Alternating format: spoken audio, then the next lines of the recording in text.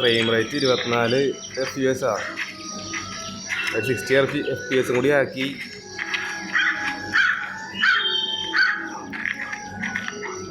ഫോണാണെങ്കിൽ 4K support ചെയ്യില്ല.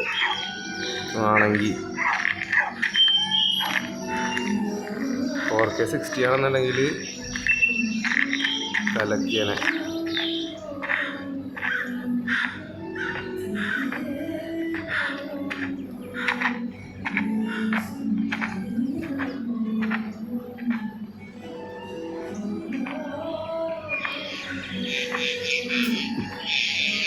ഇതിൻ്റെ മുകളിലാരും വച്ചിട്ടില്ലടാ ചേട്ടോ.